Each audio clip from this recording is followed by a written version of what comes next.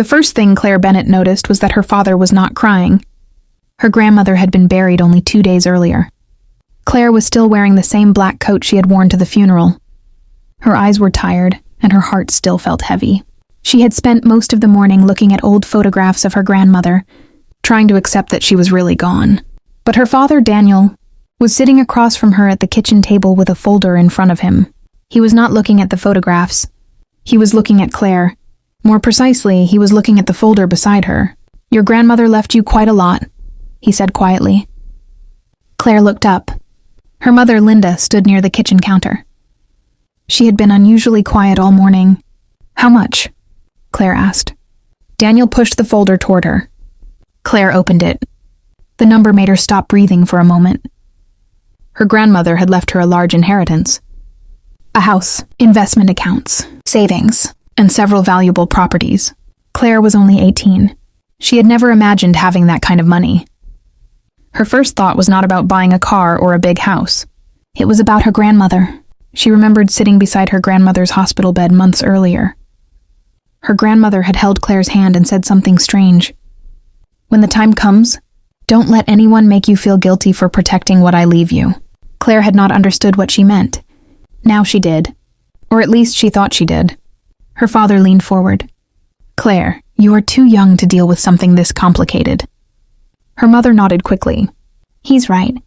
This is not something an 18-year-old should manage alone." Claire slowly closed the folder. "What do you want me to do?" Daniel exchanged a glance with Linda.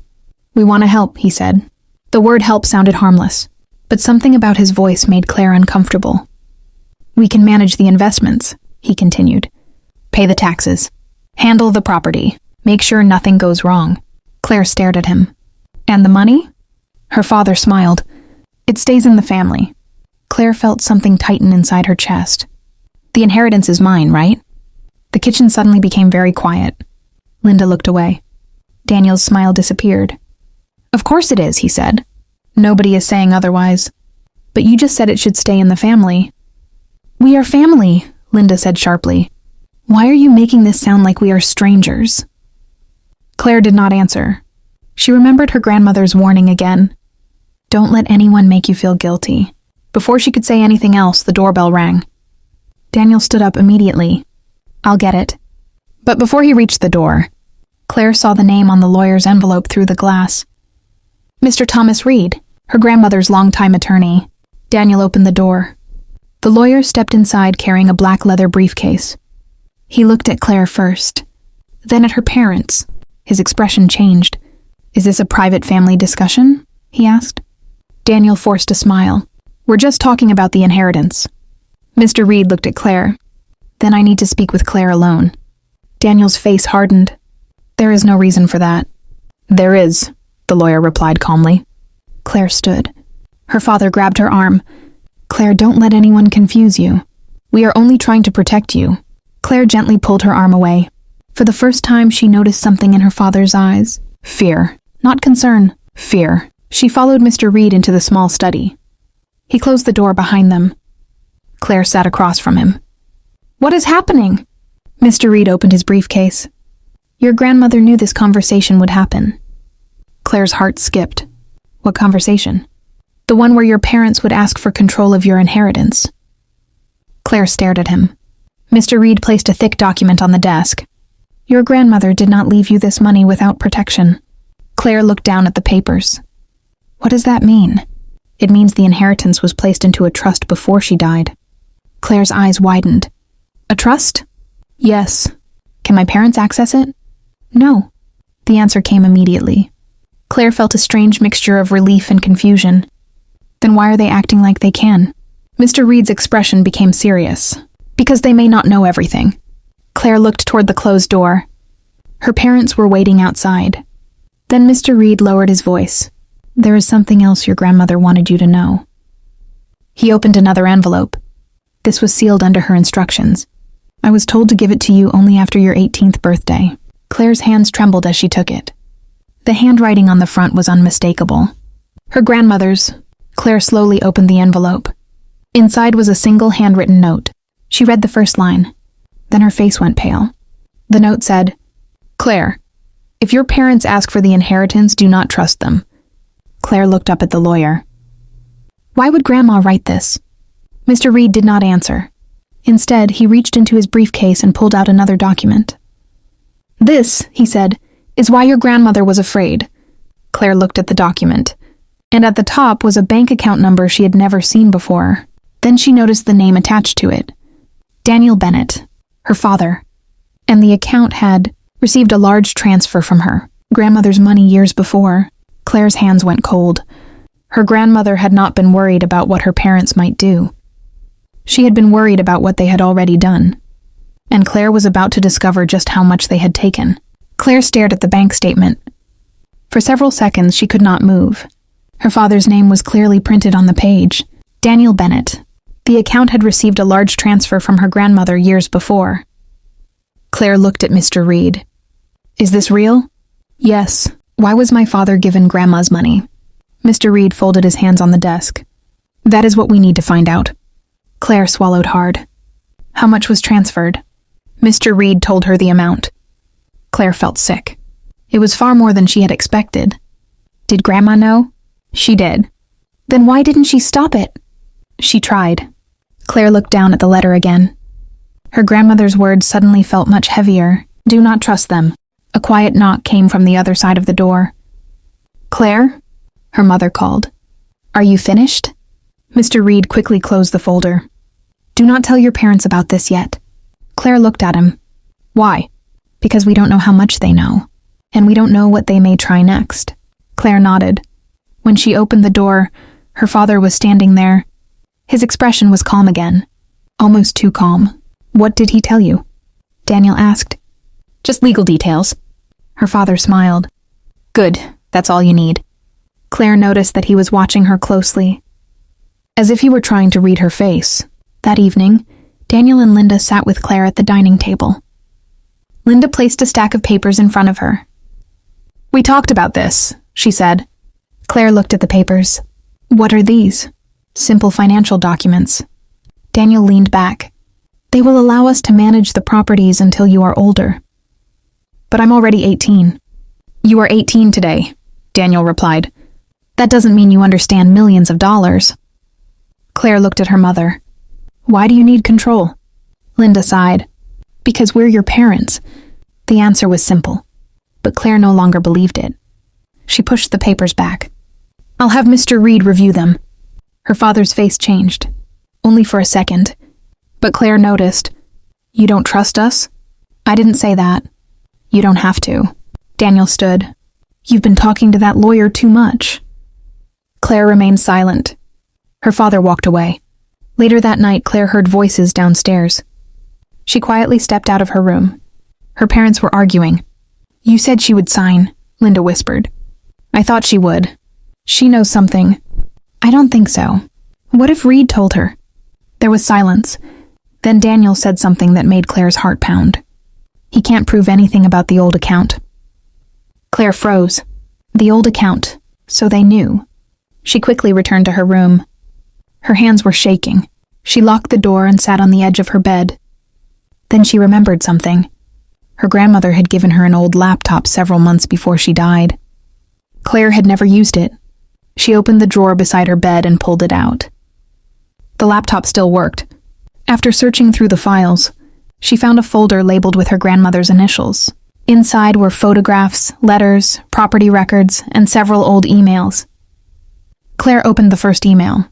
It was from her father. The date was nearly 3 years earlier. The message was short. We need the money. Claire will eventually receive everything anyway. Claire's stomach dropped. She opened another. Then another.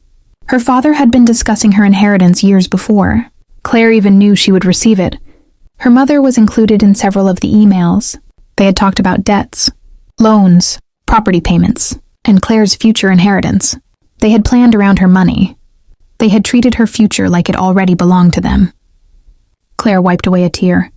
She wanted to believe there was some explanation. Maybe her father had made a mistake. Maybe her mother had been forced into it. Then she found an email that changed everything. It was sent from her mother to her father. The subject line read, "When Claire turns 18." Claire opened it. The message contained only 2 sentences. Once she gets the inheritance, we can finally clear everything. She doesn't need to know what happened to the first account. Claire stared at the screen. Her breathing became slow. The first account. What had happened to it? She searched through the files. Nothing. She searched her grandmother's name. Nothing. Then she remembered the bank statement from Mr. Reed.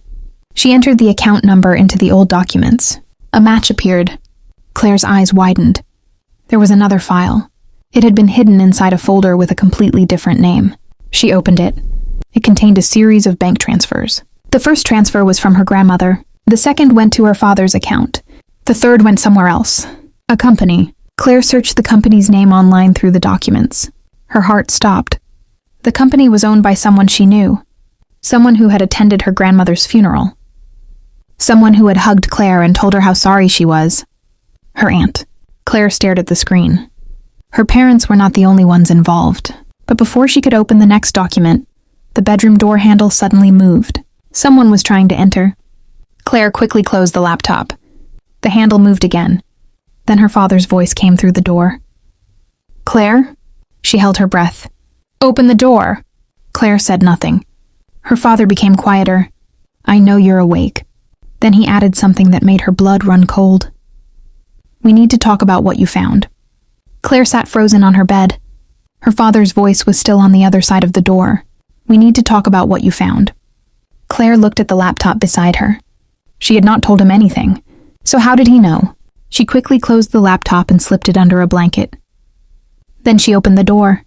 Daniel stood in the hallway. His face looked tired, but his eyes were sharp. "What did you find?" he asked. Claire tried to stay calm. "I don't know what you're talking about." Her father stared at her. For several seconds, neither of them spoke. Then he gave a small smile. "You're my daughter. You don't have to hide things from me." "I wasn't hiding anything." "Good." He stepped into the room. Claire moved backward. Daniel looked around. His eyes stopped on the desk.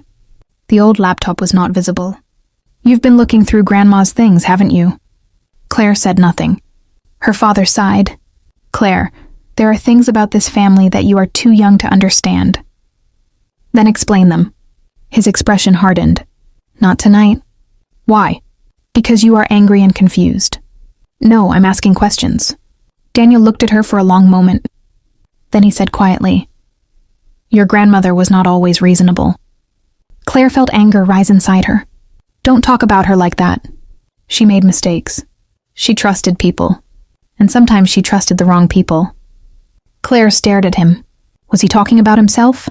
Before she could ask, Daniel walked out. The next morning, Claire received a call from her aunt, Rebecca. Rebecca sounded worried. "Claire, your father told me you're having problems with the inheritance." Claire's stomach tightened. "I didn't say that." "I know, but your parents are very upset." Claire almost laughed. "They're upset because I won't sign their papers." Rebecca became quiet. Then she said, "You need to understand something. Your parents have sacrificed everything for you." Claire looked out the window. "Did they sacrifice Grandma's money too?" There was silence. Rebecca finally answered, "You shouldn't believe everything that lawyer tells you." That was enough. Claire ended the call. For the first time, she understood that she was alone. Her parents were against her. Her aunt was protecting them. And the lawyer was the only person telling her to be careful. But even he did not know the whole truth. That afternoon, Claire went to see Mr. Reed. She placed the laptop on his desk. "I found emails." He opened the files. His face became serious. "Where did you get these?" "From Grandma's laptop." He read through several messages. Then he looked at Claire. "Your grandmother knew." "Knew what?" "That your parents were using money connected to her estate." Claire's eyes filled with tears. "Why didn't she tell me?" "Because she wanted you to finish school and grow up without carrying this burden." Claire looked down. "But now I'm carrying it." Mr. Reed nodded. "I know." He opened a locked cabinet and removed another file. "I was waiting for the right time to show you this." Claire stared at the folder. "What is it?" "Your grandmother's private financial records." Inside were years of transactions. Some were normal, others were not. There were payments to Daniel, payments to Rebecca, and several transfers to the same company Claire had found on the laptop. Claire's hands trembled. "How much?" Mr. Reed gave her the total. Claire covered her mouth. It was a huge amount. Her parents had not simply borrowed money. They had built their financial plans around money that was never theirs. But there was something even stranger. Mr. Reed pointed to one transaction. This one happened 7 years ago. Claire looked at the date. She remembered that year. Her grandmother had suddenly stopped visiting her family. Her father had told Claire that Grandma was angry with them. But the records suggested something else. What happened that year? Claire asked. Mr. Reed leaned back. Your grandmother discovered that money was being moved without her permission. By my father? We cannot say that yet. But his name is here. Yes. Claire wiped her eyes. Then why wasn't he charged? Mr. Reed hesitated. Because your grandmother chose not to report him. Claire looked shocked. Why would she protect him? Because she believed he could change. Claire shook her head. He didn't. No. Mr. Reed opened one final envelope. This was written shortly before your grandmother died. Claire unfolded the letter. Her grandmother's handwriting covered the page. Claire, if you are reading this, then things probably happened the way I feared. Claire's eyes blurred. Your parents may tell you that they need your inheritance. They may say they are protecting you. They may remind you of everything they sacrificed. Claire kept reading. But remember this. Love is not measured by what someone demands from you. A tear rolled down Claire's cheek. Then she reached the final paragraph. There is one thing I never told anyone except my lawyer. The first account was not the only account. Claire stopped. She looked at Mr. Reed. What does that mean? He did not answer immediately. Instead, he opened a second folder. Inside was a photograph of Claire's grandmother standing outside a bank. Beside her was a man Claire had never seen before. On the back of the photograph was a date, and beneath it were 5 words. He knows where everything went. Claire stared at the man's face. Then she suddenly recognized him. He had been at the funeral. He had been standing at the back of the church.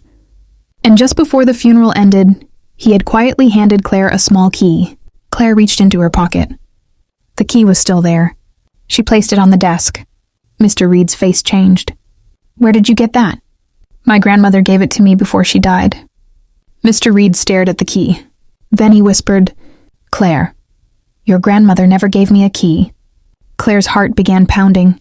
If the key had not been meant for the lawyer, then what exactly did it open? And why had her grandmother kept it hidden until the very end? Claire could not take her eyes off the small brass key. It looked ordinary. There was no name on it, no number, nothing that explained what it opened. But now Claire knew one thing. Her grandmother had trusted someone with a secret that even Mr. Reed did not know. Who is the man in the photograph? Claire asked. Mr. Reed studied the picture again. His name is Michael Grant. Do you know him? I know of him. Claire waited. He worked for your grandmother many years ago, Mr. Reed continued. He handled some of her property records. Then he disappeared from her business life. Why? I don't know. Claire looked at the key. Then I need to find him. Mr. Reed shook his head. Not yet. Why? Because if your parents know you're looking into the old accounts, they may try to destroy whatever evidence remains. Claire felt a chill. She had already seen how carefully her parents had hidden their actions. She could not afford another mistake. That evening, Claire returned home and acted as if nothing had happened. Her mother was sitting in the living room. Her father was reading something on his phone. Both looked up when Claire entered. How was your meeting with the lawyer? Daniel asked. Fine. Did he tell you anything useful? Just normal legal stuff. Her father smiled. Good. Claire walked upstairs. She could feel his eyes following her. Once inside her room, she locked the door. Then she opened the laptop again. This time she did not search randomly. She searched for Michael Grant. Nothing. She searched the old property records. Still nothing. Then she remembered the key. She looked at the photograph. Behind Michael stood a building. A large stone building with a blue door. Claire zoomed in. There was a sign above the entrance. Grant Storage and Records. She searched the name. The business had closed almost 10 years ago. But the building still existed. It was only 40 minutes away. The next morning, Claire told her parents she was going to the university library. Instead, she drove to the old building. The place looked abandoned. Dust covered the windows. The sign was almost impossible to read. Claire walked around the side. There was a narrow metal door. She tried the key. It turned. Claire froze. The door opened. Inside was a small room filled with old boxes. She turned on her phone flashlight. Most of the boxes were labeled with dates. Then she saw one box with her grandmother's name. Evelyn Bennett. Claire's hand shook as she pulled it down. Inside were bank records, property papers, photographs, and handwritten notes. But the most important item was a small black notebook. Claire opened it. The first page contained only one sentence. Daniel does not know about the second trust. Claire stopped breathing. A second trust? She quickly turned the pages. Her grandmother had written everything by hand. Years earlier, she had discovered that money was disappearing from her accounts. She suspected Daniel, but instead of confronting him immediately, she quietly moved part of her wealth into another protected account. The money was never placed in Claire's name. It was being held until Claire turned 18. That was why her parents had never known about it. Claire's eyes filled with tears. Her grandmother had been protecting her long before she understood the danger. But then Claire found something even more shocking. A list of payments. Daniel's name appeared again. So did Rebecca's. And beside some of the payments were notes, debt, private loan, property loss, money taken without permission. Claire felt anger replacing her fear. She finally understood. Her parents had not suddenly become greedy after the inheritance. They had been struggling with money for years, and they had expected Claire's inheritance to rescue them. But there was still one question. Why had her grandmother created the second trust? Claire turned the page. The answer was written in bold handwriting. If they ever try to take Claire's inheritance, this trust will become active. Claire stared at the sentence. Then she heard footsteps outside. She quickly closed the notebook. Someone was walking toward the building. She switched off her phone light. The footsteps stopped near the door. Claire held her breath. A shadow appeared beneath it. Then someone unlocked the door from outside. Claire stepped behind a tall shelf. The door opened. A man walked inside. It was Michael Grant. He looked older than the photograph. He slowly walked toward the boxes. Claire stayed hidden. Michael stopped beside the box she had opened. He looked at it. Then he whispered, "She found it." Claire's heart raced. Michael reached into his coat and pulled out an envelope. "I knew Evelyn would leave it to her." Claire stepped out from behind the shelf. Michael turned sharply. For a moment, neither spoke.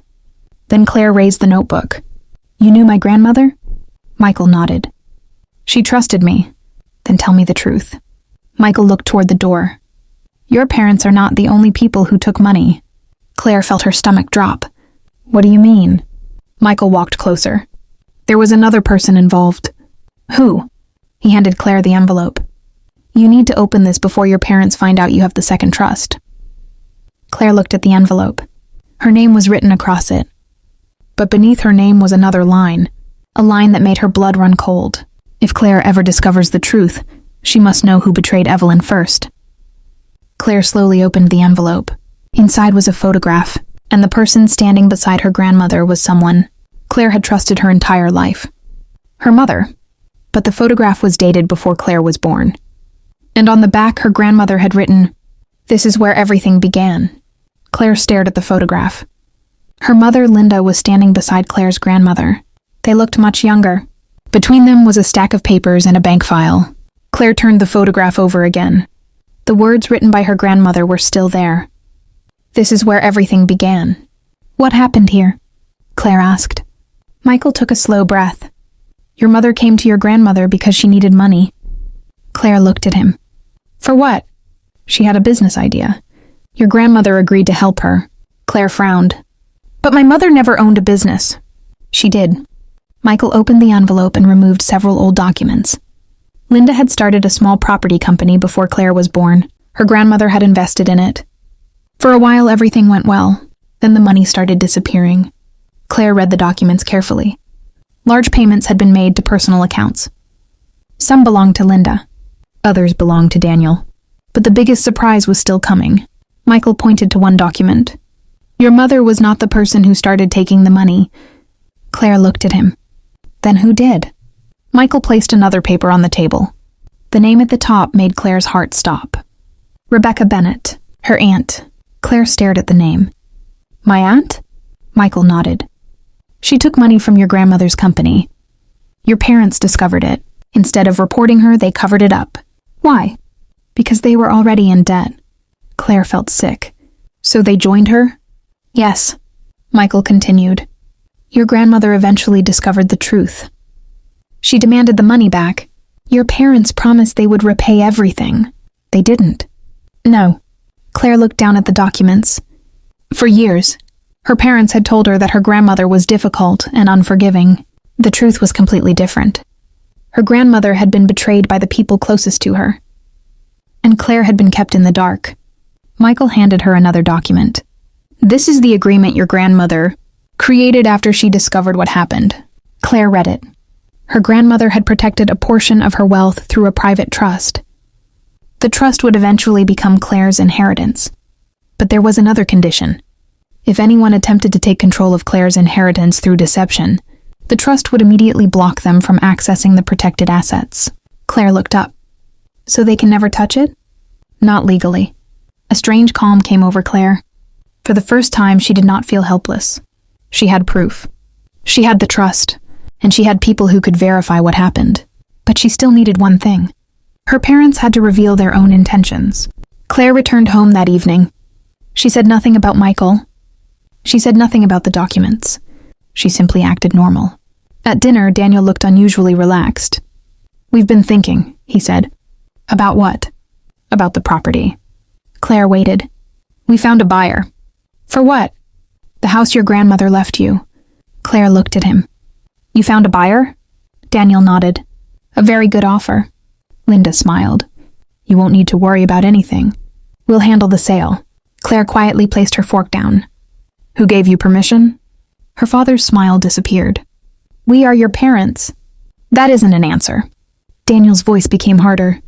Claire, don't make this difficult. I'm not. You don't understand what you're doing. I understand enough. Her mother suddenly started crying. After everything we've done for you? Claire looked at her. What have you done for me? Linda stared at her. You have a home because of us, and you have debts because of yourselves. The room became silent. Daniel stood. Who told you that? Claire said nothing. His face changed. He knew. Someone had told her, or she had found something. Daniel slammed his hand on the table. You have no idea what you're talking about. Claire remained calm. Then explain the old account. His face went pale. Linda stopped crying. Neither parent spoke. Claire continued. Explain the money Grandma transferred. Daniel sat down slowly. You went through her records. Yes. You had no right. It was my inheritance. Her father looked at Linda. Then back at Claire. You don't understand why we did it. I understand that you spent money that wasn't yours. It was supposed to be temporary. Years? Daniel looked away. Claire's voice became softer. Why didn't you just tell me? Her father said nothing. Then Linda whispered, because we knew you would hate us. Claire felt tears in her eyes. I don't hate you. She paused. But I don't trust you. The doorbell suddenly rang. Mr. Reed walked into the house. Behind him was Michael. Daniel immediately stood. You? Michael looked directly at him. It's time. Daniel's face turned white. Mr. Reed placed a folder on the table. These are copies of the financial records, the old agreements, and the trust documents. Daniel stared at the papers. You can't do this. We already have, Mr. Reed said. Then he placed one final document in front of him. The protected trust has been activated. Daniel looked confused. What does that mean? It means every asset, connected to the attempted misuse of Claire's inheritance, is now under legal review. Linda covered her mouth. Daniel looked at Claire. You planned this? Claire shook her head. No. She looked at her grandmother's documents. She planned it. Daniel's face collapsed. But then he suddenly smiled. It was not a normal smile. It was the smile of someone who still believed he had one last advantage. You think you've won? Claire looked at him. What are you talking about? Daniel reached into his jacket. He pulled out a small envelope. I kept something your grandmother never found. Claire's heart began pounding. Daniel placed the envelope on the table. Then he whispered, and if you open it, you may finally learn why she left you everything in the first place. Claire stared at the envelope in her father's hand. For the first time that night, Daniel looked confident again. Mr. Reed stepped closer. Daniel, don't make this worse. Daniel ignored him. He looked directly at Claire. You think your grandmother did all of this because she loved you? Claire said nothing. She had another reason. Linda suddenly looked frightened. Daniel, stop. He turned toward her. You've kept quiet long enough. Claire reached for the envelope. Her fingers were shaking. She opened it. Inside was an old legal document. Claire read the first page, then the second. Her face slowly changed. It was not another secret bank account. It was a letter from her grandmother, but this one had never been given to Mr. Reed. Claire began reading. Her grandmother explained that years ago, she had discovered the financial problems involving Linda, Daniel, and Rebecca. She had wanted to report them, but then she learned something that changed her decision. Claire's father had secretly borrowed money to protect the family home. He had made terrible choices. He had lied. He had taken money that was not his. But he had not started the entire scheme. The first person to take money had been Rebecca. Linda and Daniel had later helped cover it up. Claire looked at her mother. Linda was crying. Her father lowered his head. The truth was finally out. Claire continued reading. Her grandmother had written that she did not want Claire to inherit bitterness. She wanted her to inherit freedom. That was why she created the trust. She knew that if the money went directly to Claire, her parents might pressure her into giving it away, so she built legal protection around it. Claire's eyes filled with tears. At the bottom of the letter, her grandmother had written one final message. Never confuse forgiveness with surrender. Claire closed her eyes. For years, she had believed that protecting herself meant turning against her family. Now she understood. It meant refusing to let their mistakes become her future. Mr. Reed gathered the documents. The trust remains protected, he said. Claire will keep control of her inheritance. Daniel looked at him. What about us? That depends on the financial review. Daniel's shoulders dropped. The investigation began within days. The old accounts were examined. The transfers were traced. The property deals were reviewed. Claire did not have to destroy her parents. She simply stopped protecting them from the consequences of their own decisions. The house her grandmother had left her remained hers. The investment accounts remained protected, and the money her parents had, expected to use for their debts, was no longer available to them. Rebecca also became part of the investigation. For the first time, the family could no longer hide behind old excuses. Every lie had a record. Every transfer had a date. Every secret had a document. Daniel eventually admitted that he had made terrible choices.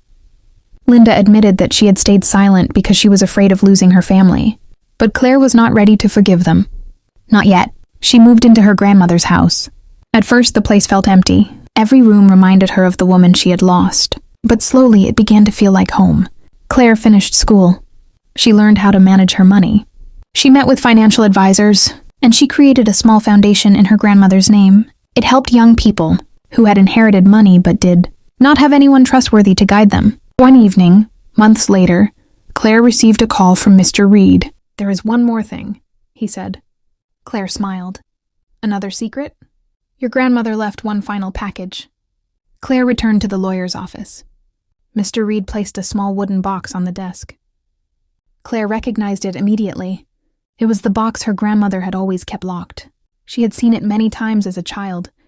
Claire opened it. Inside was a key, and beneath the key was another note. She unfolded it. There were only a few words.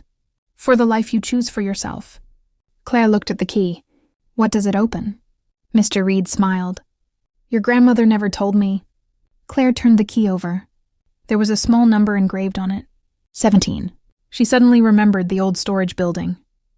Room 17, the place where she had found the second trust. But there was something else. A small photograph was hidden beneath the note. It showed Claire as a little girl, sitting beside her grandmother. On the back, her grandmother had written, "The greatest thing I leave you is not money. It is the courage to protect your own future." Claire smiled through her tears. She finally understood. Her grandmother had never wanted her to win a war against her parents. She had wanted Claire to win something much more important. Her independence.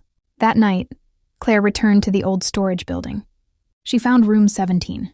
The key turned easily. Inside was a small wooden chest. Claire opened it. There were old photographs, family letters, and one final document. She read the first line. Then she froze. It revealed that her grandmother had secretly purchased another property years ago, a property worth far more than Claire had expected, and it had never been included in the inheritance papers. Claire looked at the final note. Her grandmother had written, "I kept this one thing outside the trust because I wanted you to find it yourself." Claire smiled. For the first time since her grandmother's death, she did not feel afraid of what tomorrow might bring. She closed the chest. Her parents had thought her inheritance belonged to them. They had been wrong. The money had never been the real inheritance. The real inheritance was the lesson her grandmother had left behind. Family can love you, but that does not mean you must surrender your future to them. And Claire Bennett had finally learned to choose her own future.